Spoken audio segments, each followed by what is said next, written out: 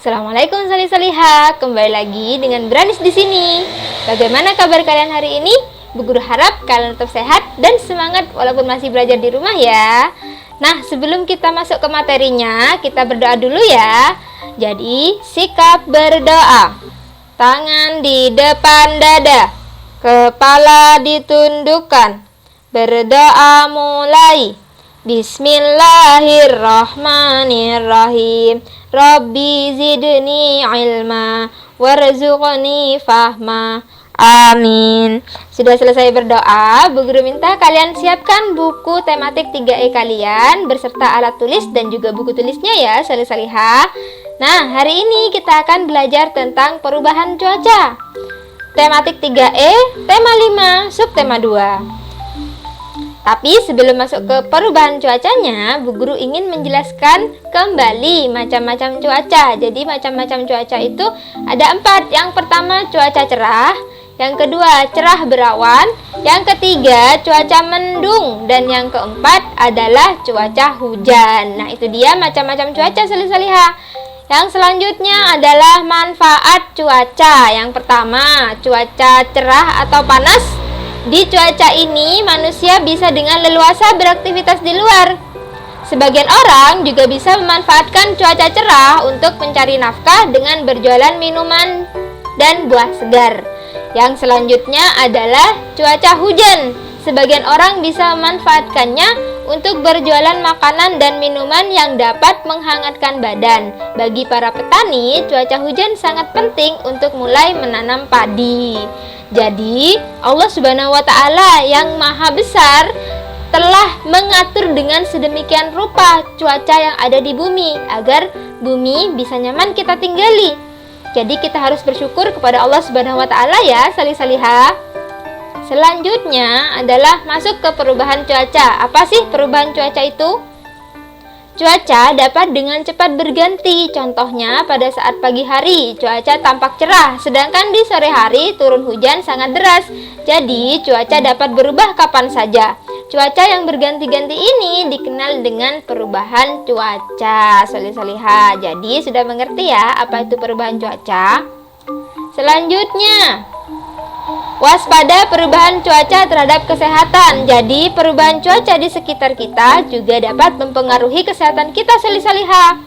Contohnya ketika cuaca panas, tubuh akan bekerja keras agar keadaan tubuh seimbang. Nah, sebenarnya tubuh itu sudah bisa mendinginkan dirinya sendiri dengan cara berkeringat.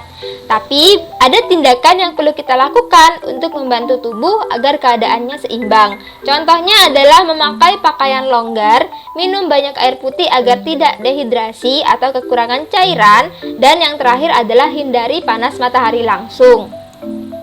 Nah, yang kedua adalah cuaca dingin atau hujan. Di saat cuaca dingin, tubuh harus menyesuaikan diri agar menjadi hangat. Untuk meningkatkan daya tahan tubuh, sebaiknya kita harus mengkonsumsi vitamin, menjaga kebersihan, dan memakai pakaian yang tebal dan hangat. Selanjutnya adalah penyakit yang dapat menyerang tubuh. Yang pertama, flu. Flu ini adalah penyakit yang dapat menyerang siapa saja ketika sistem pertahanan tubuh kita rendah. Jadi, cara menyembuhkan flu ini dengan makan makanan yang bergizi dan istirahat yang teratur salih-salihah. Yang kedua adalah mimisan. Mimisan ini secara tradisional dapat disembuhkan dengan daun sirih. Yang ketiga, sakit kepala atau pusing. Yang keempat, saluran pencernaan. Biasanya makanan yang kita konsumsi itu masuk ke saluran pencernaan kita kan salih-salihah. Biasanya kuman masuknya ke saluran pencernaan lewat makanan yang kita makan. Jadi kita harus memilih makanan yang bersih, sehat, dan bergizi. Yang terakhir adalah sesak nafas. Sesak nafas biasanya diakibatkan ketika udara dingin membuat saluran pernafasan kita mengkerut, sehingga pasokan oksigen ke paru-paru terhambat. Nah, kita akan menyimak tentang cuaca ekstrim.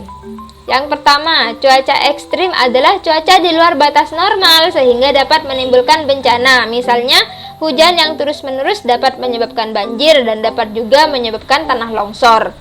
Terus ada puting beliung, kekeringan, dan badai.